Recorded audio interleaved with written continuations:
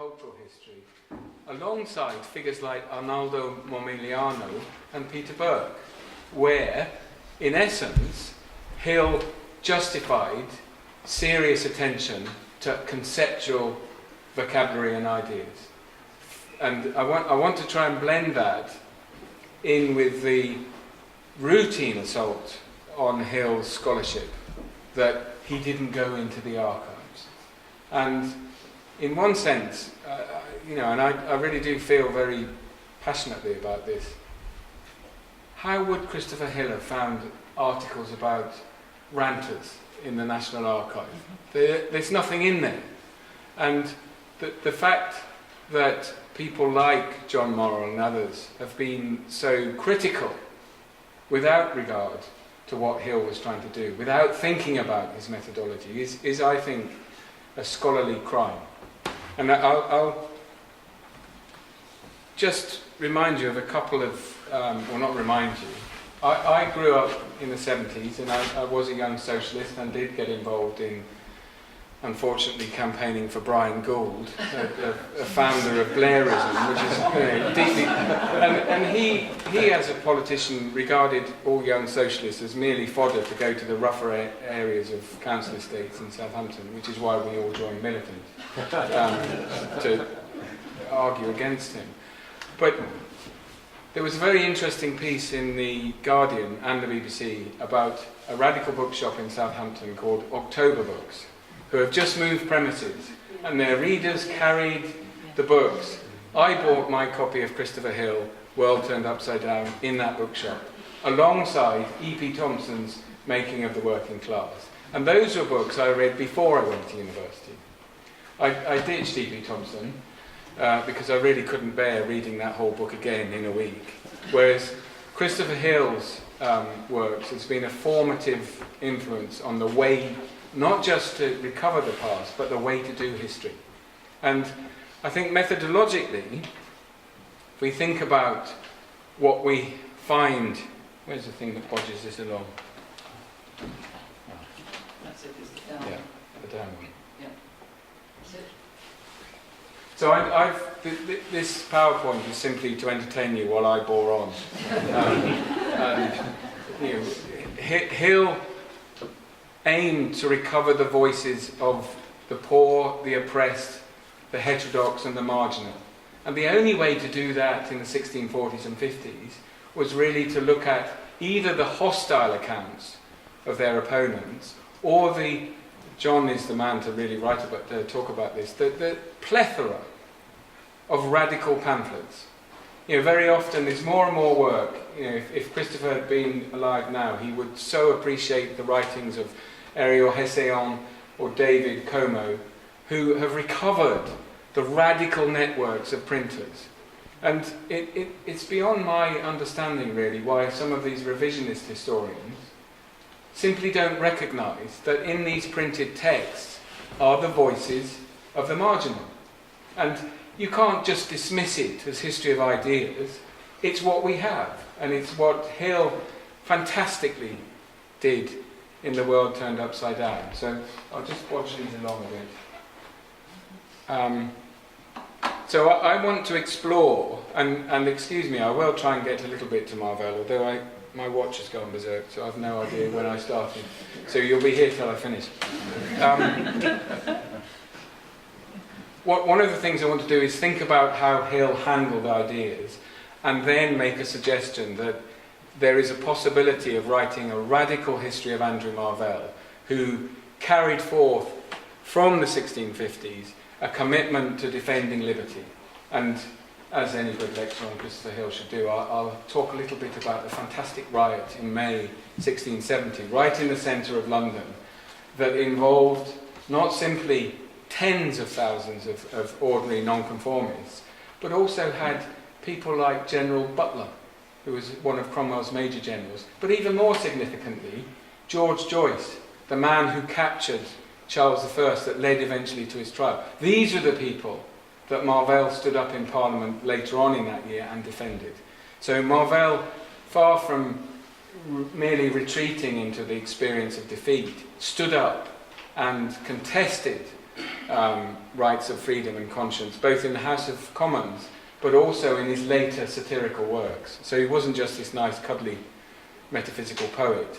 He wrote some of the most vicious satire against these sorts of figures, Presbyterian persecutors and Episcopal persecutors. So I hope to try and explore how, by adopting Hill's approach to ideas, we can draw from the text we have to reconstructing social communities. And Hill's writings on Marvell, in essence, having written fantastic biographies of Milton and Bunyan, people often forget that account of Bunyan, really upset a lot of literary scholars, because they said these poets, they're not poets, they're in the alehouse or the coffee house, Marvell, and they were, if you like, distilling the ideas that were in the ether or in the beer pot.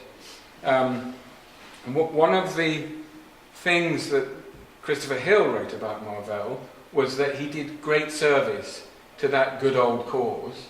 One, by keeping Milton from being executed in the Restoration, but two, really, as Hill put it, these are Hill's words, the poet became a pamphleteer as soon as he saw some of the returned cavaliers trying to set the clock back before 1640, trying to interfere with the liberty of thought. And I think there's a Hill project in thinking about Marvell that Hill summarised as a shift from reasonableness to reason. Hill wrote a very slim book on the intellectual consequences of the English Revolution. But I think in the later Marvell, we can see that bridge between resisting the tyranny of priestly oppression and persecution into an early Enlightenment view of not just liberty of conscience, but freedom of thought. So Hill insisted that, like Milton, Marvell ought to be remembered, and it's his words, as a fighter for liberty. And I think in those examples, Milton, Marvell, Bunyan, we have hope for us all. You don't have to get out on the street and throw petrol bombs. You can resist by writing. You can resist by teaching. And I think, although Christopher rather reluctantly, I think, regarded Marvell as retreating from his more radical experience in the 1650s, he was, at different points in Parliament, in the 1660s and 70s, a lone voice against the tyranny of Anglican persecution. And one of the confusing things that has changed over the last 20 years is that, of course, we now understand why radical nonconformists might support Charles II rather than Parliament, because Charles II was proposing measures of indulgence to tender conscience, whereas the Cavalier Parliament was racking up the ability to persecute, to imprison, and indeed to exile radical Protestant dissent. So defending, you can see in Marvell's later life that he was involved with the same publishers as John Bunyan, William Ponder. They were making deliberate efforts to apply for licenses of indulgence in the early 1670s. And Marvell's writing life, like Milton's, grew out of his association with nobles, aristocrats, and in particular in his very important works, Mr. Smirk, a nice way of thinking about vicious Anglicans, grew out of his experience of the persecution of liberal Anglicans in Herefordshire, Herbert Croft, who had written a work very much like this dissenting tradition that said, religion's about tolerance, it's about exercising your reason. You shouldn't believe in anything if you don't understand what it means. Comprehension comes before belief. Well, that's utterly unacceptable to the Anglican hierarchy in the 1660s and 70s. So we have a vision then, I think, of a Hill who would have, if he had been given more years, have been able to write another book. I'd like to write that book on Marvell and the consequences of the English Revolution.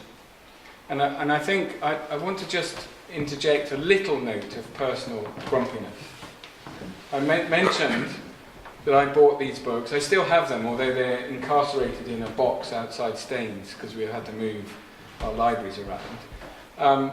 I mentioned I bought those books, and they were incredibly influential. You know, I was taught as a sixth former tedious Nameurite sort of politics of patronage, the dullest form of 18th century history you could possibly imagine.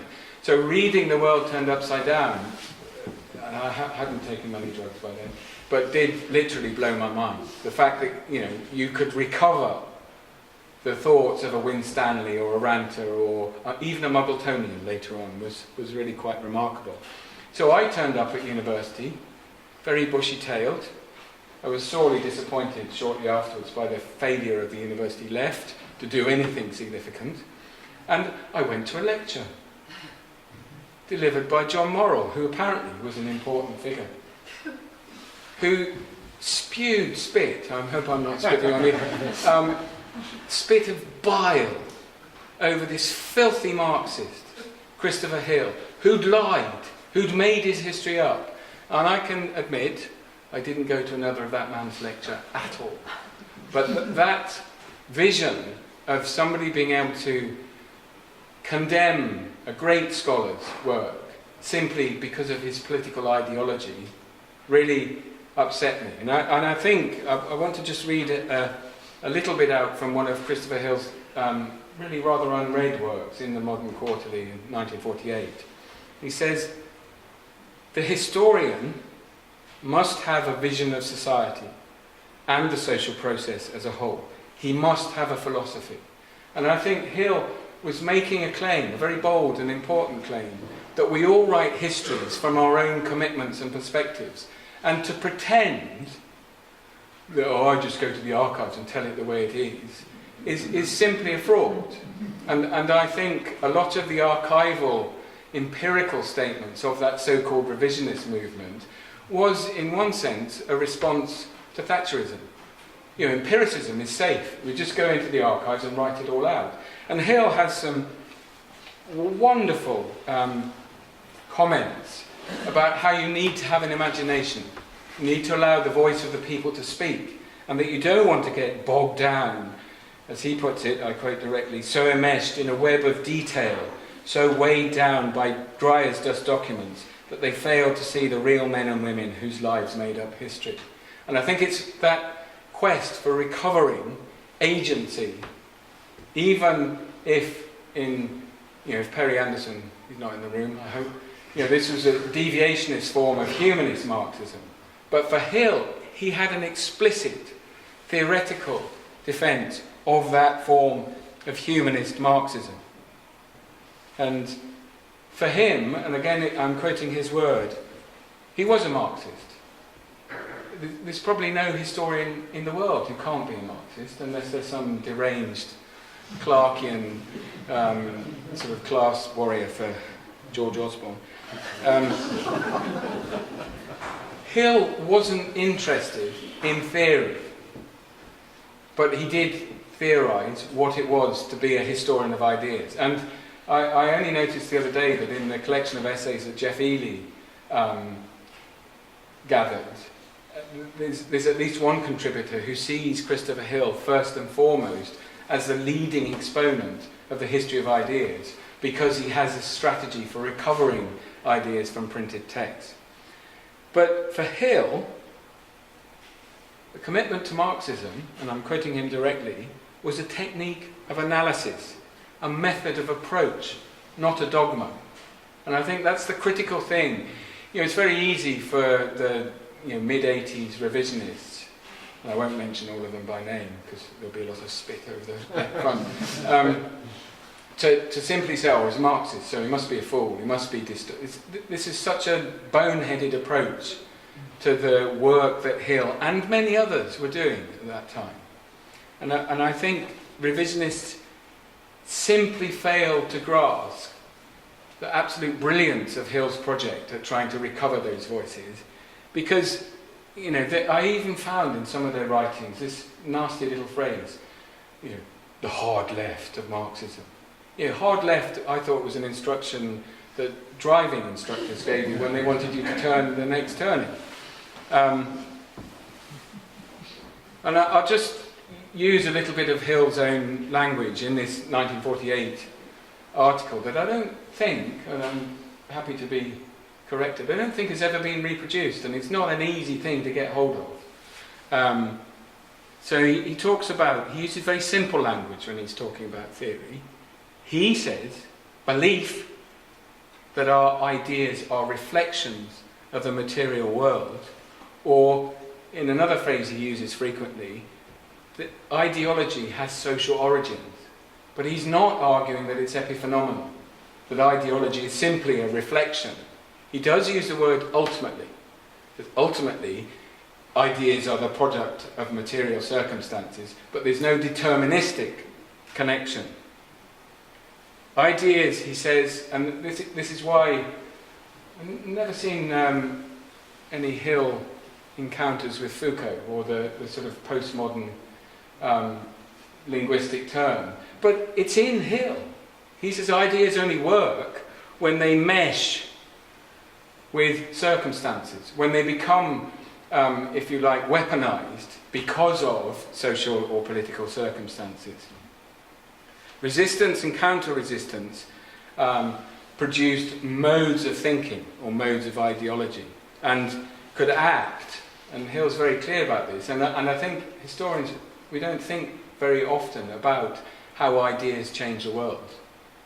What mechanism is it that makes that? But for Hill, he says, when they're unshackled from the precise circumstances that generated them, ideas, perceptions of injustice, criticisms of dominant practices or institutions create activity. People recognize those ideas, see the opportunity of circumstances, and act.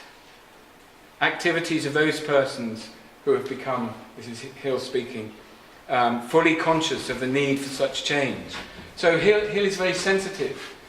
Simply pronouncing ideas of freedom of thought in the times of Mary I might not have been very wise. You would have ended up in Smithfield, eviscerated and burnt. So Hill says, what matters is not the ideas in themselves, but ideas which reflect and are adapted to the needs of real historical forces. And Christopher Hill, his prose, these are books, and I'm quoting Quentin Skinner, these are books which are a delight to read, as well as being deeply researched. They're poetic, but this is Hill thinking about how ideas function. He says, the word must become flesh, the theory must be transformed into practice by people. And he says, when we write our history, we don't judge simply by what they say or believe, we judge by what they do. So I think Hill also reflected on the nature of archives, and one wonders what Christopher Hill would have done with state papers online. He would have had dozens of books every year, because there you don't even have to go to the PRO. You can do it in your own office. But I think Hill reflected on the massive contribution, the discovery of things like the Thomason Tracts, of new forms of literary materials, chronicles, memoirs, newspapers, letters, pamphlets. But, and this is his language, he also was thinking about material objects, agricultural tools, buildings, machines. All of these, in some sense, represented ideas and ideologies. And there's a lovely phrase he has: we shouldn't fall into the practice of the idolatry of documents. Recovering 59 examples of a minister writing to some other minister is not reconstructing the politics of an era. And he was exceptionally subtle about being anxious, and we've seen subsequently in the histories of witchcraft, the histories of inquisitorial records, we have to be thoughtful when we look at official documents, because they sometimes embed other sort of principles in them. So Hill was sceptical about the over-reliance on the authenticity of manuscript archives. And he lamented many times. So this is Hill writing 50 years before revisionism even reared its very ugly head. He said, too often he lamented such historical writing was, quote, written only too obviously without any view to being read. Hill's plea was for ideas or culture to be taken seriously and not as he put it, not pinned onto proper archival history like a tail upon a donkey. Ideas, culture, institutions, material production were to be considered part of one whole, not chopped into fragments. So I think the good historian, he says, ought to take notice of the Marxist approach and recognise that all human history was made by the interrelation and interaction of countless facets of human activity. So Hill recognised that, he sometimes used the word bourgeois in a very rude way. So the problem is we've got too many bourgeois academics who sift the sort of Marxist project through their own ambition, and we end up with dry as a dust history. And overwhelmingly, Hill's viewpoint was that human beings forge history for themselves, and historians ought to be recovering that process. So, a little bit like his own mentor, Tawney, and Tawney has a lovely phrase channeled by Hill that says, historians don't need more documents, they need stronger boots to get out to different places. And that, in some sense, Hill prefigured what Jacques Derrida and others would call archive fever. That, in one sense, historical obsession with empirical documents avoids really engaging with the past as it happened, if you like. And what Hill thought was that history should be about recovering the sufferings and aspirations of communities and individuals who had precipitated another sort of non-determinist language, I think, events in the past. So he was neither in favour of great man history nor of traditional Marxist sort of economic determinism. He was very clear on that. Hill's preference was that he wanted the historian to recover the complex relationship between individuals, communities and society, or between what he called necessity and freedom, or statistics and poetry. He's very good at giving these beautiful sort of binary oppositions. Hill's plea was for academics to avoid that arid, barren, determinist brand of scientific history in favour of the recovery of popular agency and resistance.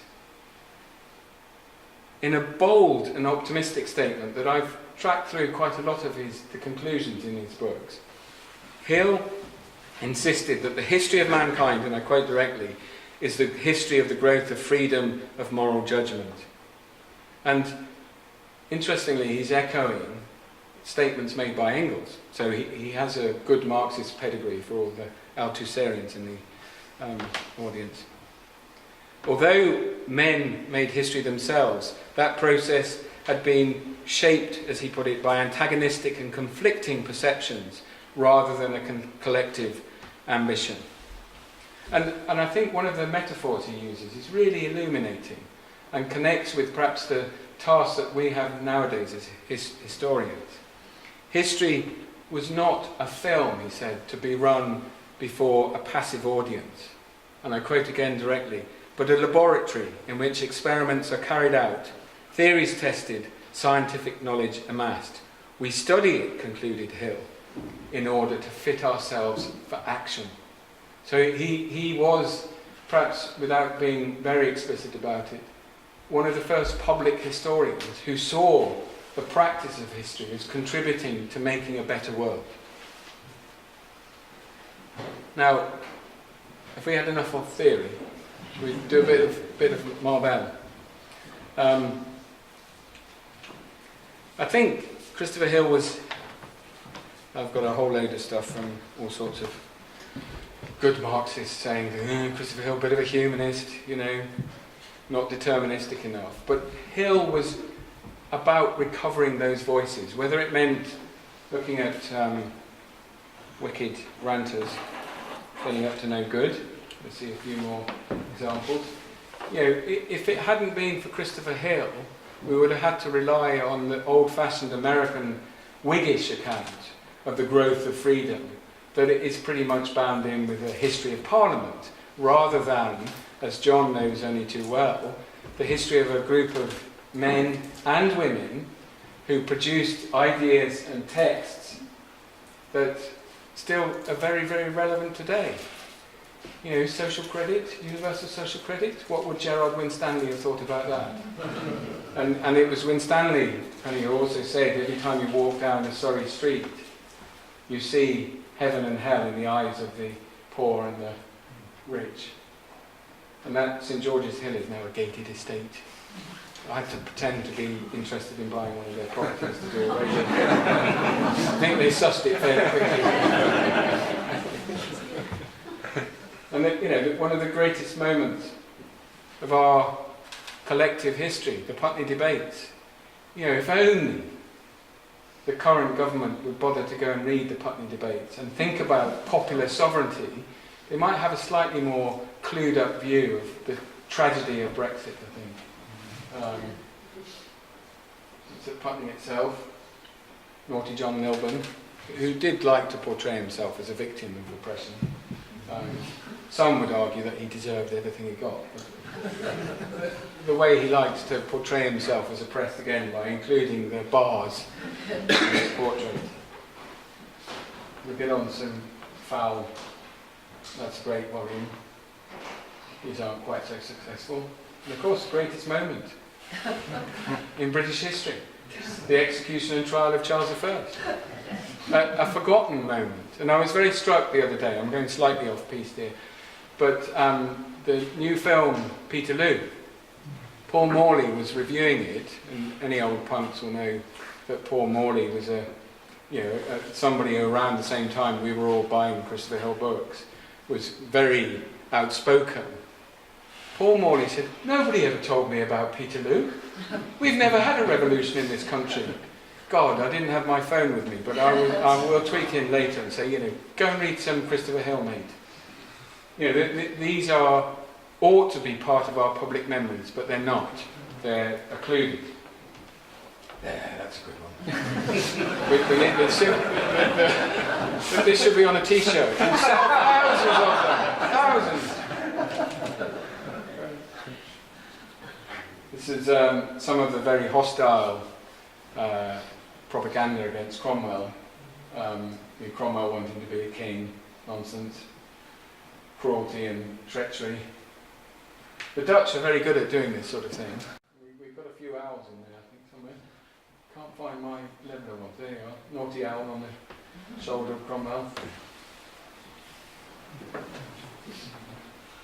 Maybe I censored the... No, here we are, we're getting on to a few ranters. Yeah, a bit of rudery. And even more.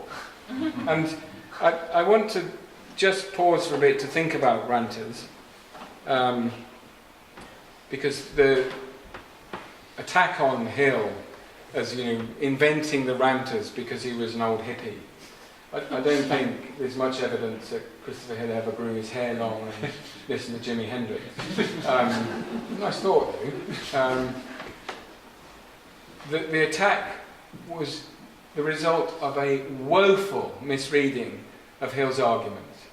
And Colin Davis is a good historian, but I think he was, in one sense, packaged by Thatcherite Education Secretary. I can't remember his name. The one that looked like a snail. Steve Bellow is was it Ken Baker? Yeah, who made this his book, exposing the fake news of Marxist history. But actually, if you look at those works, one of the most subtle thinkers about religion.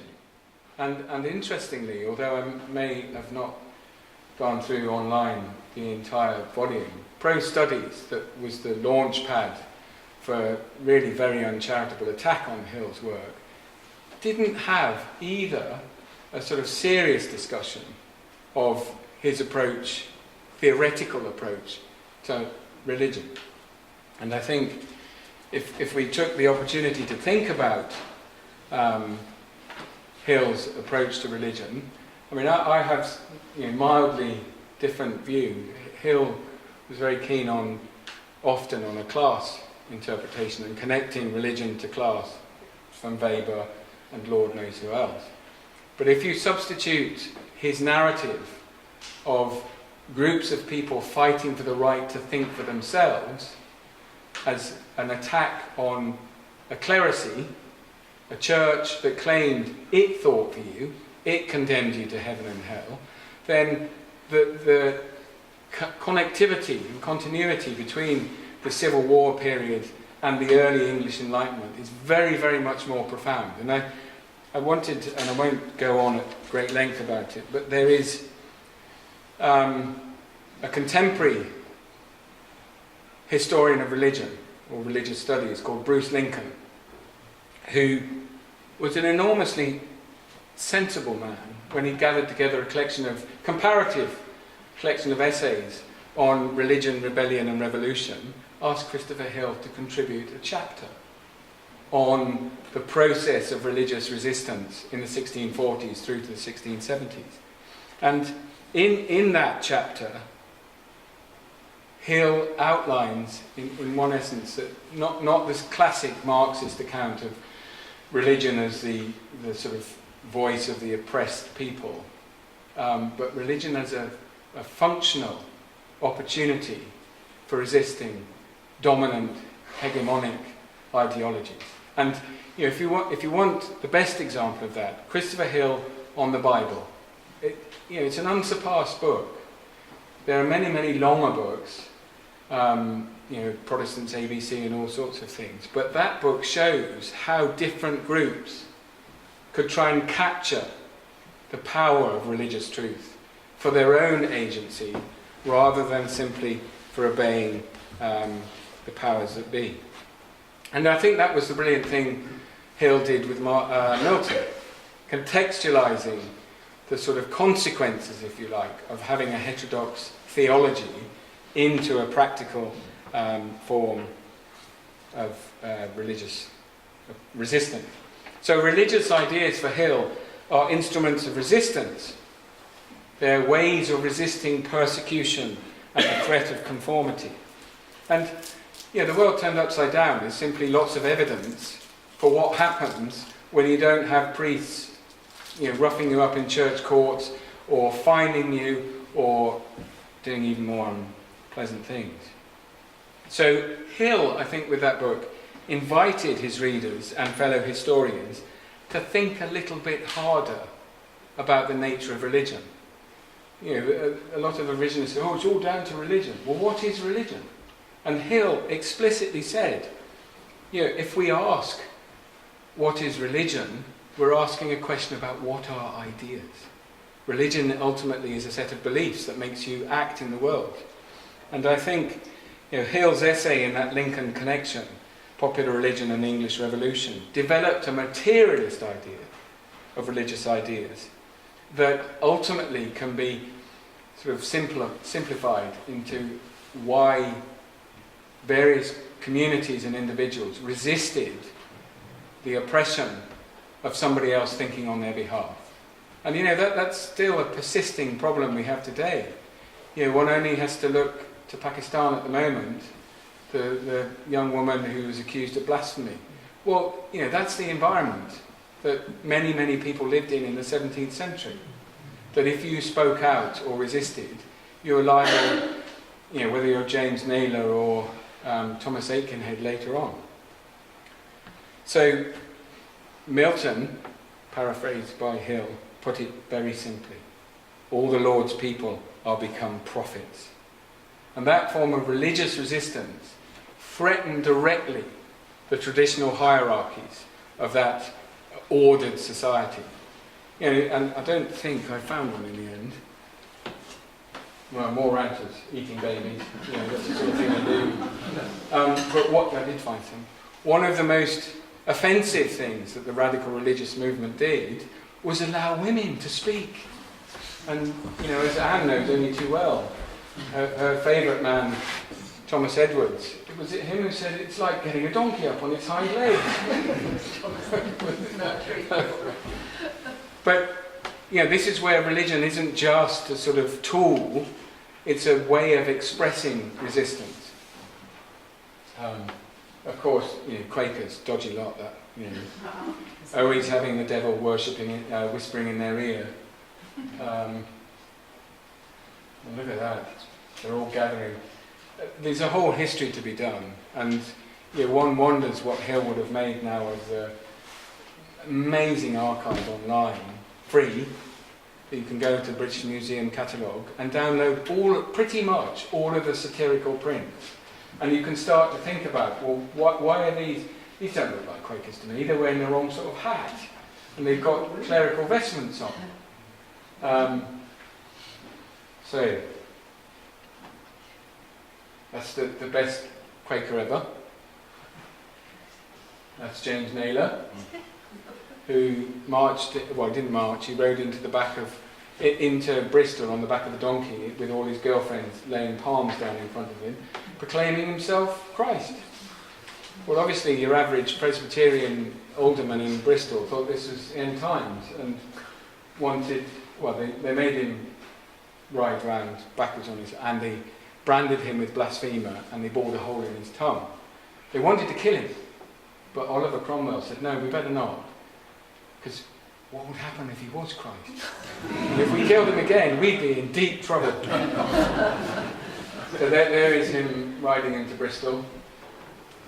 He also raised a couple of women from the dead, although medical historians now say they were in comas.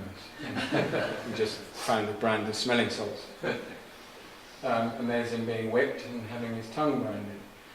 And of course what Hill was very brilliant at doing, and you know, if one was being really mealy-mouthed, you could say that the world turned upside down did it all.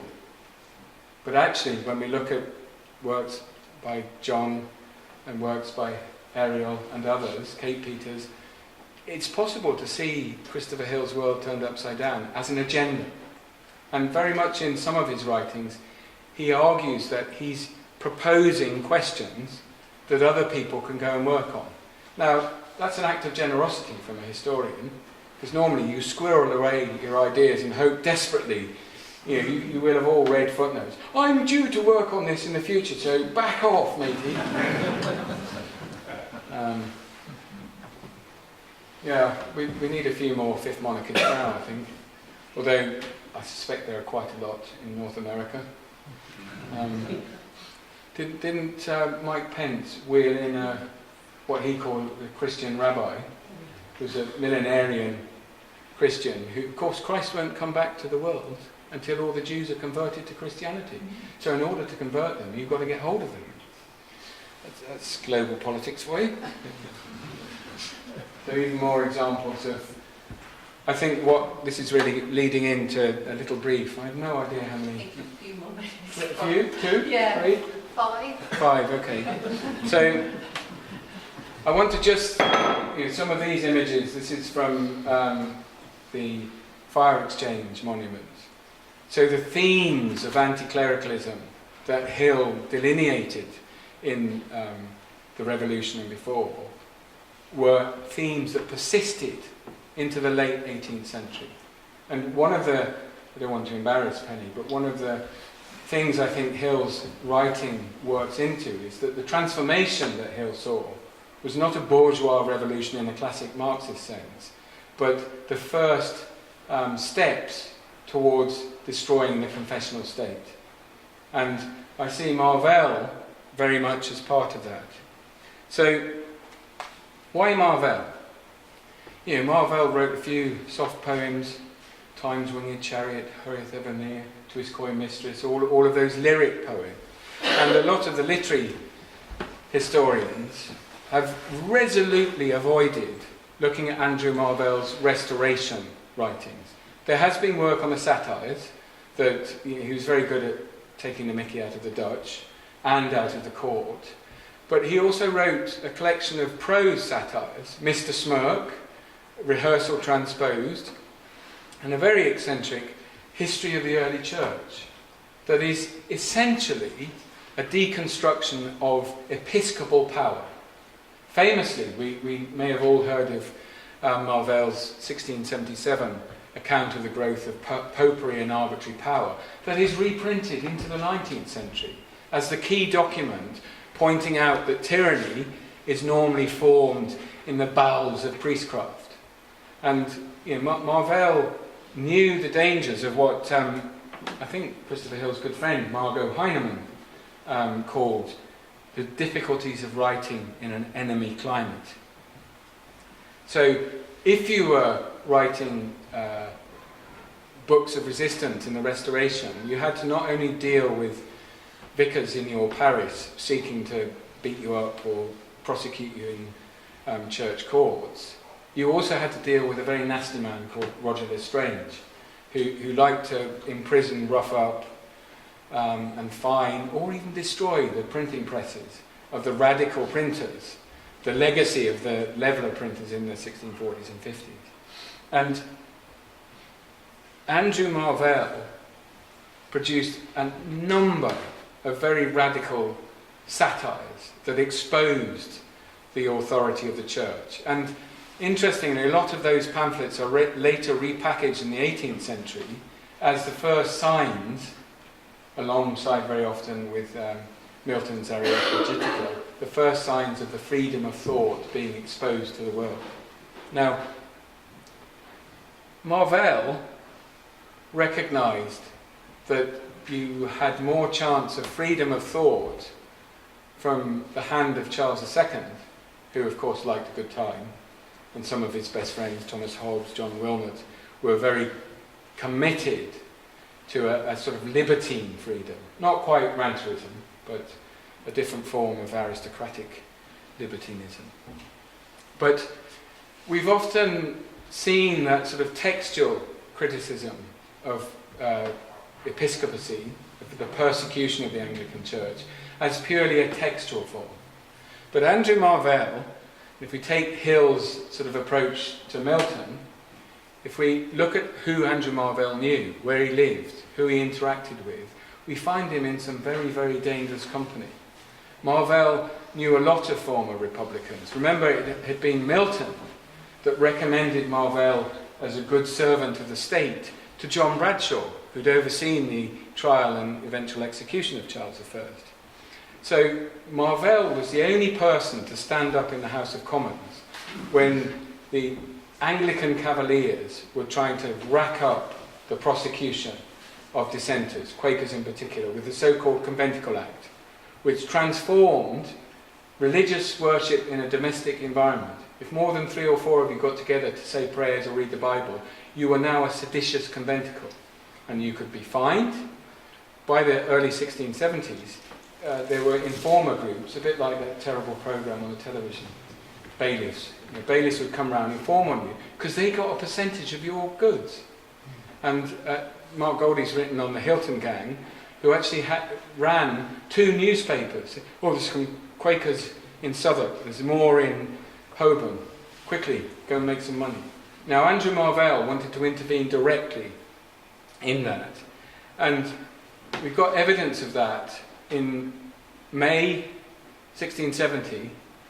One of Marvell's radical Presbyterian friends, a man called Thomas Watson, who famously wrote pamphlets like Heaven Taken by Storm or Holy Violence, huge book, describing precisely when, if you're being oppressed by a bishop or a clergyman, how you can resist, what's legitimate, what is godly. Now, Thomas Watson, and I'll just give a bit of detail, in April was due to preach in East London. And the sort of spy intelligence had worked out that he was going to preach something pretty dodgy. And the state records are very interesting on this because they're all panicked. It's a bit like Trump and the caravan. So, more guns, more militia, call out the cannons. Anxious about the various rumours of conspiratorial politics in the city, the Lord Lieutenants prepared for the defence of London. But the city was flooded with potentially rebellious dissenting citizens. The mayor had received, and I quote, intelligence that thousands of all sects and sorts were flocking to London to oppose the Conventicle Act. It's a bit like poll tax riots, but a lot more serious because there's thousands of them. Starling, who's mayor of London, commanded a doubling of the watch and placed constables at the edge of each street to watch the conventicles. Now, the first Sunday, when Watson was due to preach, they failed. There weren't enough militia. So they said, what we've got to do is a bit like Metropolitan Police snatch squad. So you get Watson before he gets into that pulpit. But unfortunately, even though they called in militia from the surrounding counties, there weren't enough. And Thomas Watson preached on a text that they should resist unto blood manfully against the Conventicle Act. Now this was an incitement to revolution as far as the established elite saw. Marvell kept a record of what was going on and reported to his, he was an MP for Hull at this point, reported to his constituents in Hull, and he said that the state had misunderstood Watson's intent. He was merely commenting on Old Testament passages that allowed that, I quote, the king's evil counsellors might be converted or destroyed. Marvell did admit, Watson had said, the land should be covered with blood and the Lord's people should defend themselves against their enemies. Should we? Yeah, I'll stop Actually, there. yes, that's a great biblical text, I think, to finish. So Arlington, the Minister of State, said, the trumpet has sounded, just like the late rebellion. So I think, and I'll stop, that it's possible, if we take Christopher Hill's approach, to blending all of these different sources together, to rewrite some of the histories of the Restoration, putting resistance and rebellion right back at the core of that post-Restoration project. Because I am so sick when we go on the debates, whoa, so what about the English Revolution? We got the monarchy back, didn't we? Yeah, well, maybe not for long. Thank you very much. Sorry for going on.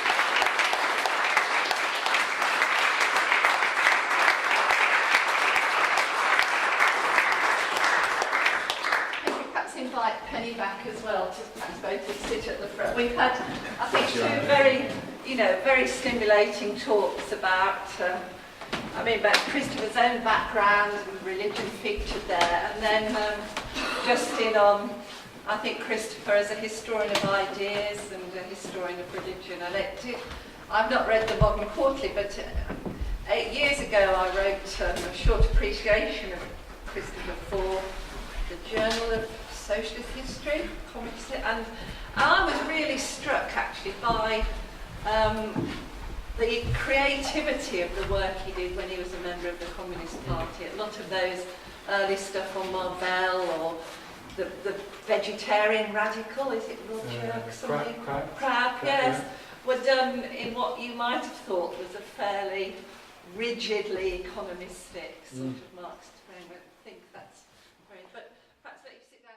Not impervious, because he took them seriously, but he was very stiff upper lip about coping with them, so he didn't get agitated about this, but he was really annoyed that a chap called Anthony Glees attacked him, and Glees came round to see Christopher. They talked about it for a long time, and Christopher was really quite upset at what he was doing, and Glees didn't actually publish this accusation until about a fortnight after Christopher died, which I thought was low. But anyway, I hope you can understand from the morals of the man I'm describing.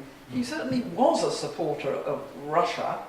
Throughout his life he was a Russophile, he spoke fluent Russian, and he was also, probably for too long, a supporter of Stalin. He didn't act in a behindhand manner. He was, on the record, he was a fair dealer, a straight dealer. So the idea that he would be skulking around delivering envelopes to what do they call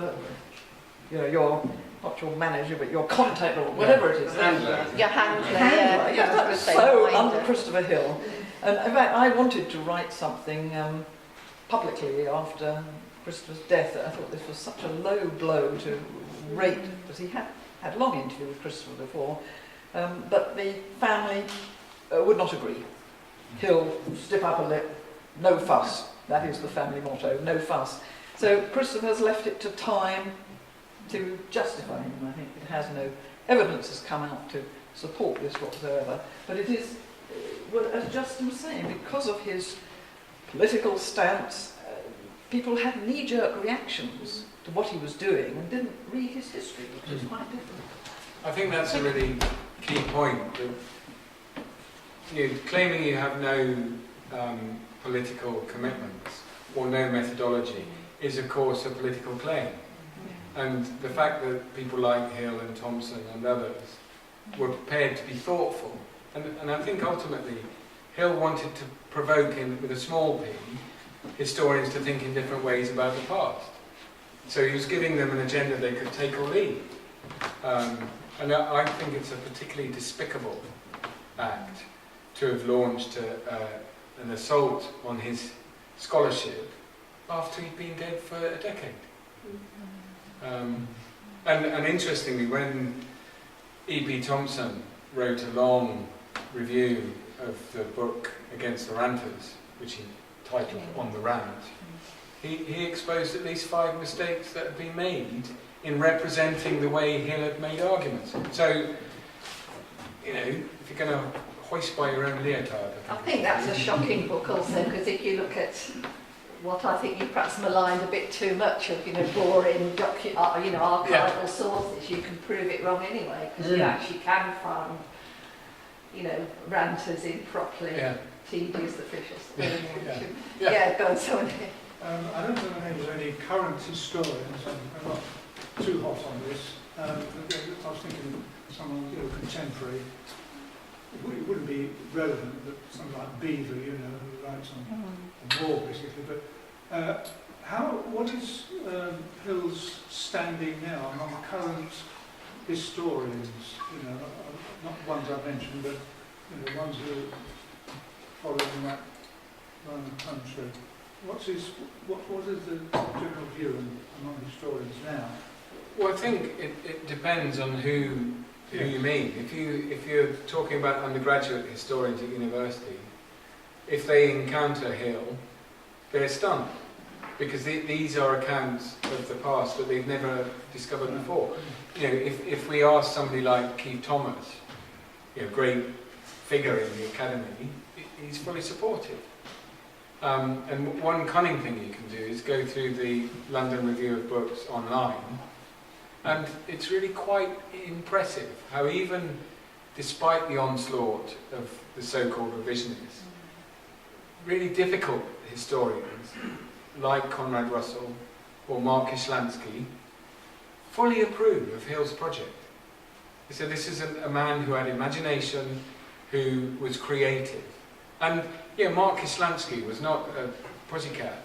He liked to slaughter people when given the opportunity. And he was very, very impressed. The title was slightly annoying of the article, Rolodex History. But he said actually to be able to connect all of these different fragments and weave them into a narrative is a historical skill. And are there any sort of, among the university departments, any ones that favour him, among university history departments? No, I think so. And Quentin Skinner, who's one of the leading intellectual historians, it's still absolutely insistent that Hill's work on Milton is one of the best books ever written. So he has friends.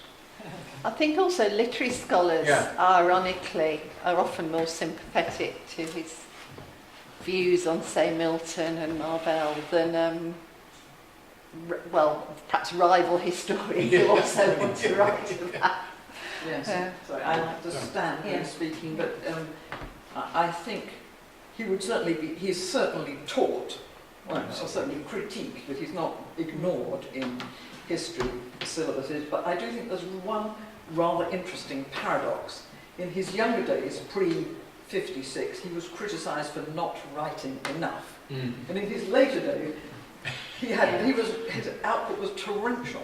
So it's quite difficult within such an enormous amount to winnow out, which are the greater and the lesser elements. And I think and some of his admirers was he wrote too much, but I think that was partly, as I was suggesting, it was partly to do with the trajectory of his personal life. Certainly his happy second marriage.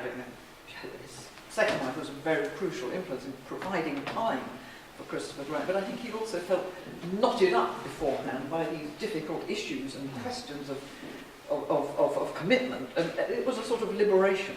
So then probably they'd say, fine historian, wrote too much. Yeah, I mean, the road, as you pointed out, the road from sort of Methodism to a humanistic Marxism was fairly well travelled in the 30s. Was there anything specific about Christopher's journey? Was it this leaving home, moving to university? I mean, was there anything, a set of specific situations that provoked that switch and that took him into that wider world? Yes, I think it was actually the environment of discussion at Oxford. At that point, many radicals, and in a way it was a sort of shock to Hill, because I think his religious faith had been wavering a bit, but it was a sort of holistic vision. But then he threw himself, sort of one holism into another. I think it was the early days at Oxford. He was never completely clear about the chronology because it was some time before he realised he'd lost his faith. And again, he never talked about these things. He only would speak if you asked him. I only found out about T.S. Gregory because he dedicated one of his books to Gregory. I'd never heard of him, and I'd never heard Christopher refer to him. But then I asked him, and of course he enacted this falling over the lectern with wonderful electricity. So he was looking really for a more personal sort of faith than the sort of outward forms he'd been brought up with. But that sort of failed him. So I think it was then, I think G.D.H. Cole and radicals at Oxford that made the split. So yes, it was his sort of personal, and plenty of others did that too. And Methodism and Marxism was again a very interesting conjunction. John, you say? E.P. Thompson comes in the same category. Yeah, I just want to say something about, I interviewed Christopher Hill late in his career, and I can't even remember now that it's in the transcript of the interview, but at one point he said to me that early in his career, the great sort of eminence, organising eminence of the Communist Party historians group, Donator, said to him, Christopher, you don't have to sing the doxology in everything you write. And I think he repeated that because I think he took it seriously. But I think, and so he let the sort of material carry the argument rather than there being a sort of extant theoretical framework in everything that he wrote. But I think Justin's absolutely right to say that framework is very definitely there. And there are some places where he makes that explicit. I mean, you've got one article in his collected essays, the 3 volumes of his collected essays, the essay on total history tells you exactly what you need to know. Whether he was talking about the economic problems of the church or the intellectual consequences of the English Revolution, he was knitting together a single whole of ideas, action, economics, and social life, and trying to order them in a way that made sense of the events. And I just like to sort of make just one final point, a suggestion about Marvell in that respect. Justin quoted him saying that it would be good to see the pamphleteer in the poet. But I also think if Hill had written longer, he might have been interested in seeing the pamphleteer in the poet.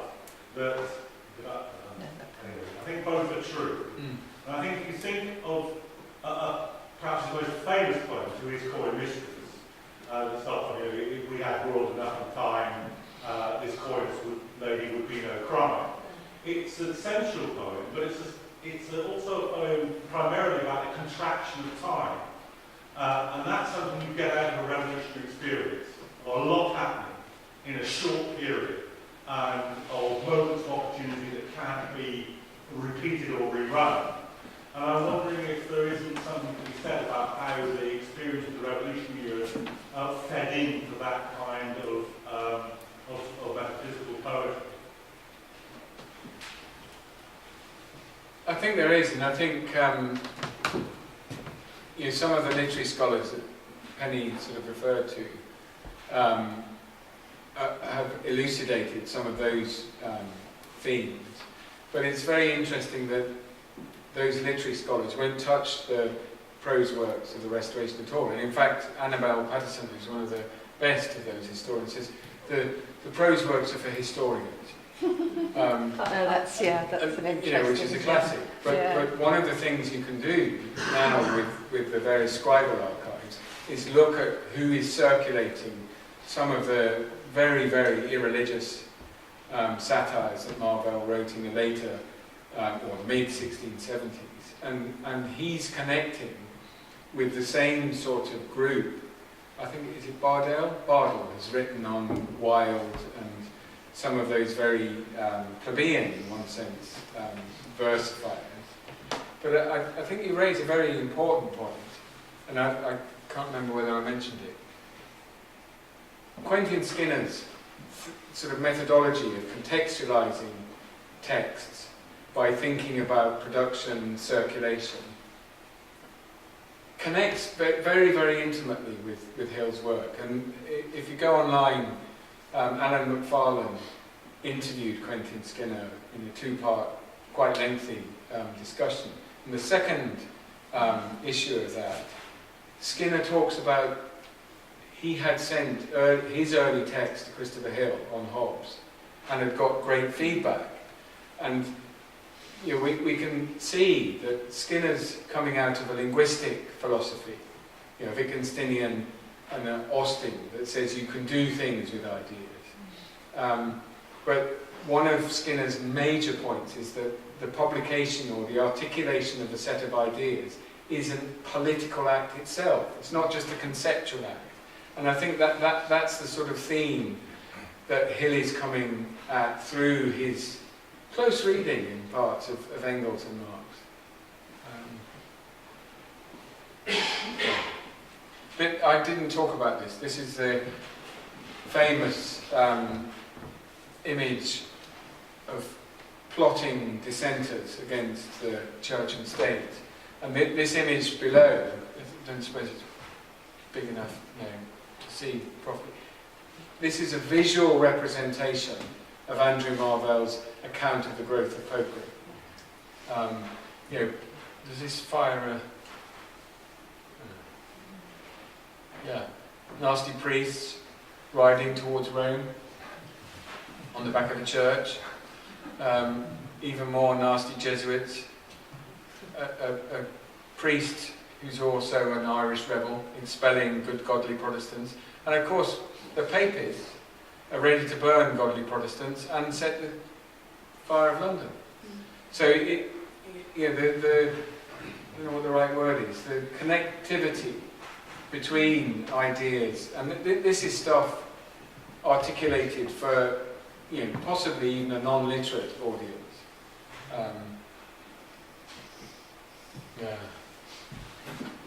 Could I ask what the thing about not using manuscript sources? Because was that? Because sometimes you would use printed editions of manuscripts. So I think, isn't that, I guess, a notion that you're writing for?